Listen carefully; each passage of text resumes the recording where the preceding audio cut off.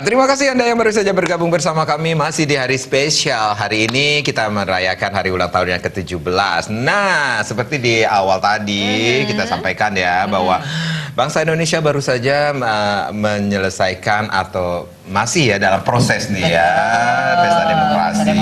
Tetapi kita sudah mengetahui nih siapa yang menjadi pemenang, yang tidak berhasil ya. Juga banyak. Miris juga sih sebenarnya kalau dilihat apa namanya demokrasi kita saat ini gitu ya. Jadi bertanya-tanya, oh kok jadi begini ya demokrasinya? Gitu, belum siap kan? mental belum siap, mungkin apa ya.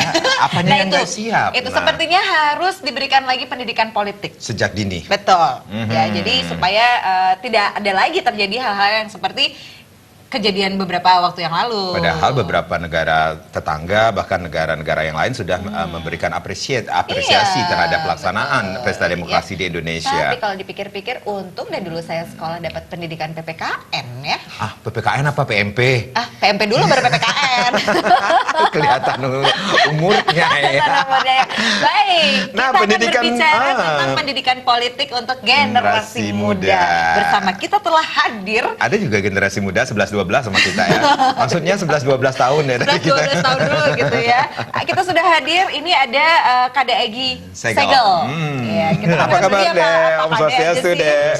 Kade aja kali ya. Kade aja, oke. Kade Egy. Ini kita akan berbicara banyak hal tentang pendidikan politik untuk generasi muda. Perlukah? Perlu.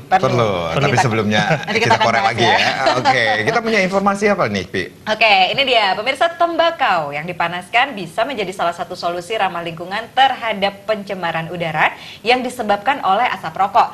Hal ini disebabkan tembakau yang dipanaskan tidak memiliki bau sama sekali. Penggunaan rokok di Indonesia dewasa ini cenderung mengalami peningkatan. Meskipun bahaya rokok sudah sering dimunculkan, jumlah perokok belum bisa diturunkan. Dalam perkembangannya saat ini muncul jenis rokok atau tembakau yang dipanaskan. Menurut sejumlah pakar, dampak yang ditimbulkan lebih kecil dibandingkan rokok konvensional. Menurut dokter keluarga Tri Budi Baskara, tembakau yang dipanaskan ini memiliki fungsi membantu menurunkan adiksi terhadap rokok konvensional sehingga perokok bisa beralih ke tembakau yang dipanaskan. Itu sampai detik ini masih belum ada penelitian faktual tentang dampaknya. Kalau dibilang dari dampak negatif sebenarnya sampai detik ini masih belum ada. Tapi kalau misalnya dampak positif itu jelas sebagai fungsinya dia untuk membantu menurunkan adiksi terhadap rokok konvensional dan beralih kepada rokok yang dipanaskan ini. Bukan rokok sih, device yang dipanaskan, tembakau yang dipanaskan.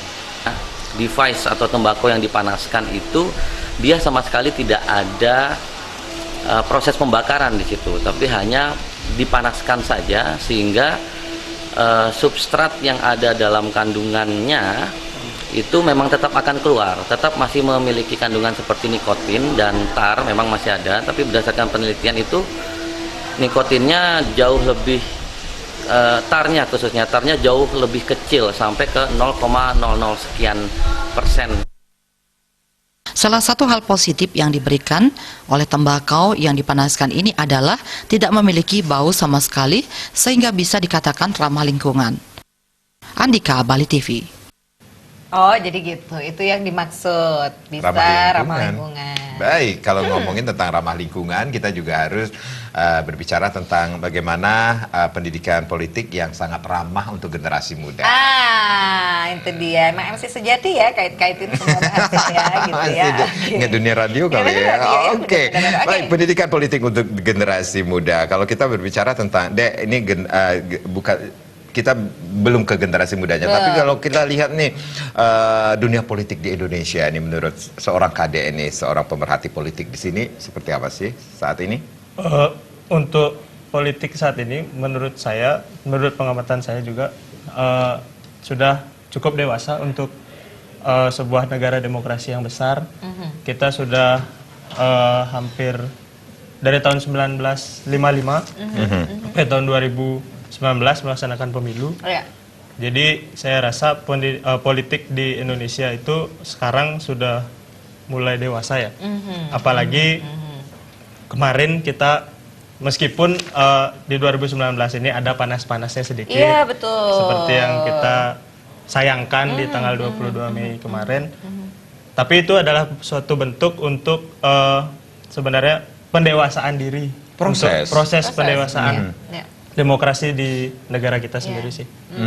Oke, berarti kalau misalnya menurut Egy sendiri bahwa memang demokrasi kita saat ini tuh sudah beranjak dewasa. Beranjak dewasa. Beranjak sudah. dewasa ya, karena itu proses ya, kembali lagi dengan aksi-aksi yang kemarin pada tanggal 22 Oke, Mei dengan kemarin. kejadian seperti itu, ini sebagai seorang pemerhati politik, ini akan mendapat atau membawa dampakkah kepada para generasi muda ke depannya, Egy? Dengan melihat, oh ternyata pendidikan politik juga sangat sebegitunya, dan mereka akan enggan kalau berbicara Males deh politik, gitu. udahlah nggak usah seperti itu. Kayak seperti kemarin, menurut saya pasti akan istilahnya berdampak kepada generasi muda. Kebetulan yang baru-baru, apalagi yang sekarang baru mau masuk ke umur 17 atau baru punya hak pilih. Hak milih pertama Hak pilih. kali. Hak pilih pertama seperti- kali pasti iya. akan malas dan apatis Mula. gitu. Maka dari itu, kalau menurut saya ini adalah mungkin ada beberapa elemen yang harus terlibat atau berperan. Di antaranya negara, partai politik, dan juga masyarakat. Tapi yang di sini yang harus berperan lebih besar adalah negara. Negara ya. Ya, kita bayangkan saja dari dulu kita SD sampai SMA, kita nggak pernah diajarin tentang apa sih itu politik. Contoh kecilnya, bagaimana kita pemerintah membuat sebuah kebijakan, bagaimana alurnya. Mungkin kita dulu diajarin PPKN, PMP mungkin, tapi itu kan hanya sebatas ideologi seperti itu. Iya. Tapi cara berpolitik, definisi politik yang baik seperti apa, itu kita nggak diajarin. Dan setelah kita di umur 17 tahun, kita dipaksa atau harus menggunakan hak politik tanpa kita belum siap nih. Dari umur kita lahir sampai kita umur 16 kita belum siap, belum tahu tentang politik. Tiba-tiba kita disuruh nyoblos saja menggunakan hak politik kita. Oke, Gitu. oke. Kemudian pendidikan politik apa nih yang ditawarkan untuk diajarkan kepada generasi muda yang sekarang ini? Sebenarnya kalau dari awal, dari kecil, dari sejak dini kita sebenarnya orang-orang anak kecil kan sekarang mulai kepo ya, apalagi nonton berita. Iya. Benar. Kemajuan dia- teknologi benar, informasi teknologi. juga, dengan gadgetnya. Ya, betul. Jadi dari orang tua sekarang kebanyakan orang tua kalau udah anaknya nanya, "Pak, itu kenapa sih? Bu, itu kenapa sih?" Kita, "Udah, kamu masih kecil, nggak usah ngurus-ngurusin politik." Gitu. Harusnya oke. dari orang tua sendiri memberikan pengertian gitu. Setidaknya begini, partai politik itu ini, seperti itu. Tugas partai politik ini gitu. Nanti kamu kalau udah besar kamu harus pakai hak pilihmu gitu. Seperti itu. Jadi Hak peran, politik.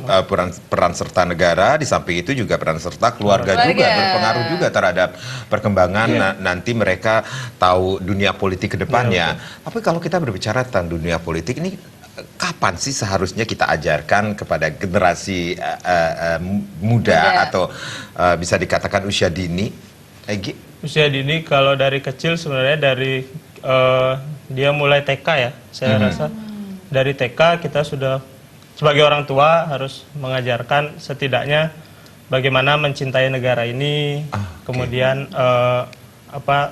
menjelaskan bagaimana apa sih misalnya presiden, apa sih akan nanya presiden itu apa, DPR itu apa, setidaknya dijelaskan secara simpel saja. Jadi orang tua juga harus ikut belajar politik, setidaknya anaknya juga mengerti tekan politik seperti itu. Dasar-dasar mungkin bisa Dasar-dasar. dikatakan Dasar-dasar pendidikannya. politik ya. Mungkin juga tentang bagaimana kejujuran seperti Iya. itu juga Iya. mungkin ya harus diajarkan juga dalam Kejujuran, dunia. berjiwa besar gitu ya. siap menang, siap kalah. Siap seperti menang, itu. siap kalah. Iya, jadi Oke. memang makanya tadi saya sampaikan dulu, untung ya saya belajar PPKN pada zaman saya sekolah dulu karena dasar-dasarnya kan diajarkan, seenggaknya kita diajarkan untuk bagaimana caranya menang dengan rasa bangga ya, kalah berlapang bermartabat. dada berjiwa besar Bermartabat. seperti itu. Oke. Jadi setidaknya kita memiliki pandangan politiknya yang seperti apa gitu sih kalau menurut saya. Oke, berarti kalau misalnya sejak dini diajarkan politik adalah politik yang Santun. secara santun, yang simpel gitu mungkin Pendidikan ya. yang simpel mungkin dengan ada games misalnya, Oh, oke. dengan membuat, kalau saya dulu pernah buat di waktu saya kuliah itu permainan ular tangga. Ular tangga. Iya. Waktu saya melakukan bersama teman-teman di kampus mengadakan sosialisasi pendidikan politik pakai ular tangga, di mana ular tangga itu kalau yang di tangga misalkan kita jujur atau kita merakyat naik dia jadi wali kota atau gubernur. Kalau Nanti sudah kalau dapat di kepala, dapat ekor ular, turun. korupsi misalnya Oh, oke, turun lagi. atau di monopoli misalnya dapat hukuman di kartu monopoli itu korupsi, kita ajarkan apa sih korupsi itu, terus bagaimana mungkin kebijakan publik itu apa, seperti itu. Langsung diberikan edukasi di situ Langsung ya. diberikan edukasi. Jadi bermain sambil Sambil belajar. bermain ya, oke. Tapi Seru loh kalau gitu loh. jujur aja, aku pernah curang mainnya. Pantas aja nggak tinggi-tinggi ya, curang sih. Gitu. Dengan bawa tinggi-tinggi dong. Iya kan bener. Tapi kita nggak mainnya sesama teman. Iya. Cuman yang namanya menang pasti ada di pikiran kita. Aku harus menang dengan segala cara. Ternyata di sana itu edukasi Edukasi itu sebenarnya juga. secara nggak langsung loh itu ya. Oke, baik. Ternyata pendidikan politik untuk generasi muda itu menarik ya, untuk kita bahas. Baik, Dan nah ini seperti apa sih dunia politik untuk generasi muda? Nah. Atau kita berbicara tentang generasi muda, apalagi sekarang kalau kita lihat nih Egy ya, di beberapa berita, Ya. ini banyak sekali generasi muda yang terjun ke dunia politik dan berhasil. Berhasil. Nah, lolos ke Luar sebagai biasa, ya. anggota dewan seperti Nah itu ya. itu dia, nanti akan ditanggapi juga lagi, nanti juga kita akan ngobrol lagi. Pemirsa jangan kemana-mana, kita akan segera kembali sesaat lagi.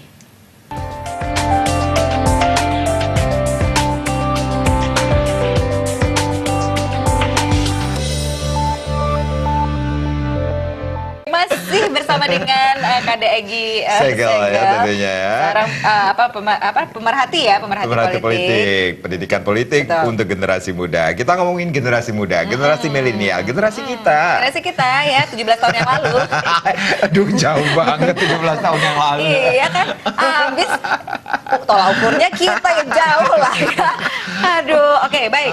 Nah Oke. kita akan berbicara nih kalau terkait dengan bagaimana sih caranya memberikan pendidikan politik. Kalau tadi edukasi itu diberikan loh, contohnya aja bisa dengan bermain gitu kan ya. Nah saya jadi ingat dulu nih waktu zaman sekolah dulu. Pernah sekolah Bu? Oh pernah dong ya. Jadi pemilihan ketua kelas, pemilihan ketua pramuka, ketua OSIS itu juga termasuk pendidikan politik ya? Ya, Secara tidak langsung. ya secara tidak langsung itu sebagai pendidikan politik, karena di sana ada proses kita, kalau contohnya calon ketua OSIS. Ada calon-calonnya. Kebetulan saya juga calon ketua OSIS dulu. Ketua OSIS, oke. Jadi ada kampanyenya. Jangan pakai zaman dulu dong. Zaman. Ketawa jadinya ya. Jadi ada kampanyenya. Oh, ada kampanye. Iya, betul-betul Ada ada sosialisasinya kampanyenya. ke kelas-kelas. Betul, Kemudian betul. kalau saya jadi ketua OSIS, boleh mungkin belanja keluar gitu. Itu kan Oke. perjanjian Boleh politik belanja yang dilakukan. keluar. Jadi Boleh seperti beliin itu. sate di luar gitu ya. Ya secara nggak langsung memberikan seperti ini ya proses politik, proses demokrasi yang ada di Indonesia gitu. Dan proses politik atau proses demokrasi atau proses gitu ya dari politik itu sendiri itu memang sangat menyenangkan loh. Ya, jadi demokrasi kita di Indonesia itu bukan sesuatu yang menakutkan, bukan sesuatu yang harus dihindari, enggak gitu ya. Tapi memang proses demokrasi itu adalah yang ditunggu-tunggu, memang harus yang menyenangkan gitu. Sama kayak kita nih misalnya menunggu 5 tahun gitu kan ya, untuk proses demokrasi. Itu kan lumayan lama jangka waktunya kan. Dan itu memang ketika pada saat sudah harinya gitu kan, sudah bulannya untuk bulan demokrasi itu kita nungguin, happy ya kita bakal milih nih, kira-kira milih siapa kita nih gitu. Namanya juga pesta ya, Pesta demokrasi. Jadi ya. semua harus harus seneng gitu, harus bahagia gitu. Jadi bukan sesuatu yang aduh ini bakal berantem lagi udah ganti channel, aduh bakal berantem lagi nggak usah lihat koran gitu kan.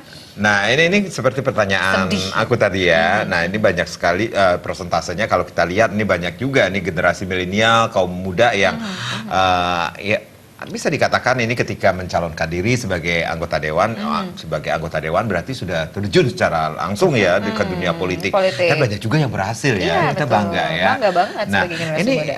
bagaimana seorang atau generasi muda melihat dunia politik itu di Indonesia khususnya sekarang saat ini? Saya pernah mendengar sebuah quote, bangsa yang belum mencapai kemerdekaan yang ke-100 tahun belum dikatakan bangsa yang merdeka sepenuhnya. Artinya ketika ada anak muda yang mau terjun ke politik, artinya mereka ikut bertanggung jawab untuk membangun bangsa sampai di 2004 untuk mempersiapkan generasi mudanya agar siap di kemerdekaan Indonesia emas di 2045. Ini juga salah satu bentuk partai politik memberikan ruang kepada generasi muda untuk ikut terlibat dalam politik di Indonesia, khususnya di Bali. Artinya generasi muda sekarang di Bali sudah memiliki wakil, yang dimana wakil itu tentu akan memberikan kebijakan-kebijakan yang pro terhadap anak muda. Seperti misalnya, tentu anak muda pasti yang baru lulus kuliah galau, mau kerja gitu. Jadi dia karena di dewan sudah ada generasi mudanya, mereka pasti akan memikirkan tentang kepentingan dari generasinya sendiri. Gitu ya. Saya untuk mempersiapkan generasinya untuk ke depan di 2045 nanti. Berarti memang sudah sebagai perwakilan gitu ya. Perwakilan. Sebagai perwakilan bagi generasi-generasi mudanya gitu, generasi Ini yang menarik sekali, partai politik harus memberikan ruang kepada generasi muda untuk berkecimpung atau masuk dalam dunia politik ini sendiri. Seberapa siapnyakah generasi muda kita saat ini untuk memasuki dunia politik itu menurut seorang Egy? Saya rasa generasi muda sekarang lebih pintar dan lebih siap masuk ke politik dengan segala fasilitas teknologi yang ada. Kita punya Facebook, kita punya Twitter, punya Instagram, bahkan sosial media saat ini sebagai sumber ilmu pengetahuan, bukan buku lagi kan gitu. Tentu kita jauh lebih siap generasi muda ini. Dan kemudian bagaimana generasi muda ini setiap di media sosial kita melakukan media literasi namanya, literasi media, memilih atau mengidentifikasi berita atau informasi yang kita dapat, apakah sudah sesuai, apakah sudah benar. Kadang-kadang kan hoax itu bikin kita jadi kadang-kadang generasi muda ini kan pengen biar kelihatan di Facebook, biar kelihatan di Instagram supaya kelihatan saya pintar gitu politik, tapi penting juga literasi media literasi ini untuk generasi muda agar tidak termakan hoax dan berita bohong yang ada. Iya, paling gampang itu menghancurkan adalah dengan hoax ya. Iya benar. Berita hoax.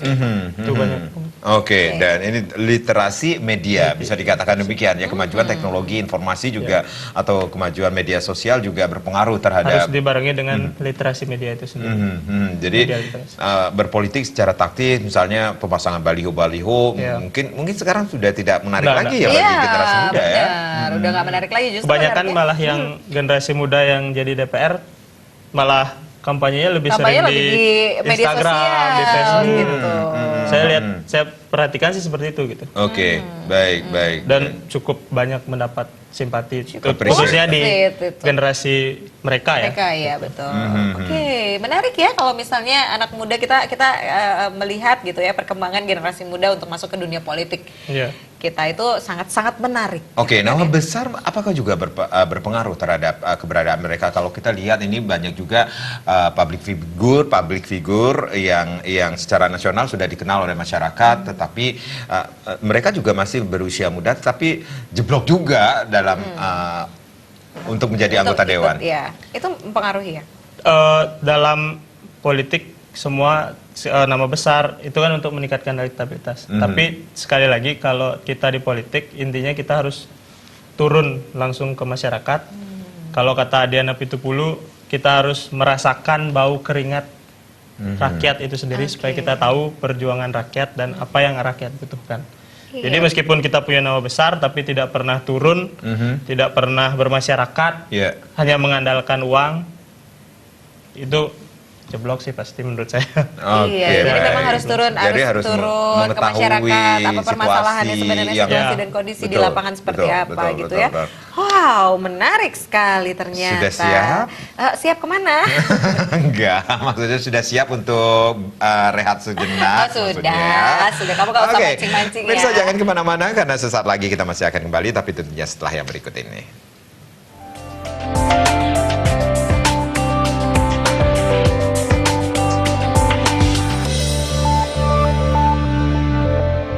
Nah ini kita masih berbicara tentang pendidikan politik untuk generasi muda yang siap tidak siap mereka harus terjun dalam dunia politik nantinya ya sebagai pemilih kah atau memang secara tidak langsung mungkin mereka juga harus mengetahui oh ini loh dunia politik Politik di seperti apa. Indonesia atau di Bali lah ya Di Bali, ya. untuk perkembangan politik di Bali ini sendiri.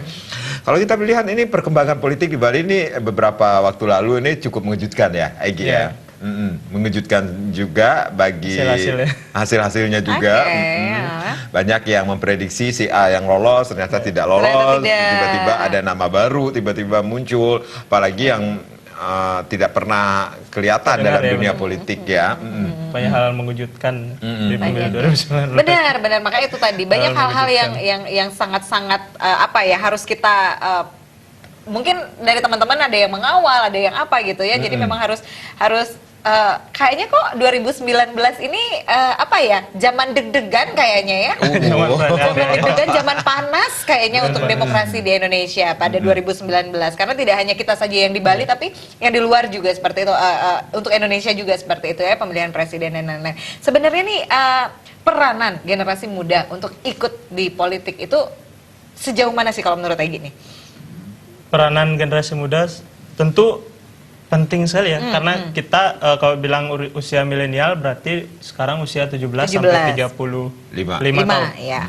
Yang artinya di 2045 saya kembali lagi Iya. ya itu 2045 atau 100 tahun kemerdekaan Indonesia 17 tambah 20 tahun dari 20 sekarang tahun artinya dari sekarang. sudah jadi pemimpin-pemimpin Yang handal, ya. umur-umur yang layak untuk menjadi pemimpin gitu Bisa dikatakan umur yang matang. Matang pada untuk tahun menjadi itu. pemimpin gitu. Dan tentu dari sekarang lah kita harusnya tidak hanya dibekali dengan apa istilahnya akademik diisi dengan akademik tapi juga diingatkan tentang politik itu penting. Sekarang kan kita kalau saya sih merasa harusnya materi-materi politik atau ilmu politik dimasukkan ke kurikulum karena kita ini terlalu sering di dunia pendidikan steril sekali dengan politik itu. Bahkan kalau ada hal-hal yang berbau politik atau diskusi politik tanpa membawa partai politik pun di kampus misalnya dianggap haram gitu. Misalnya kasarnya haram. Iya gitu. iya betul Jadi betul.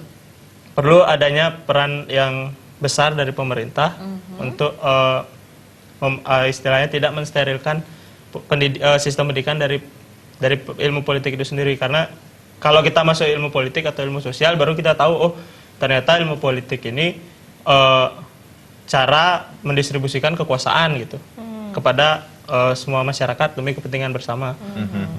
Jadi bukan hal yang tabu lagi kalau misalnya Iya, disosialisasikan betul.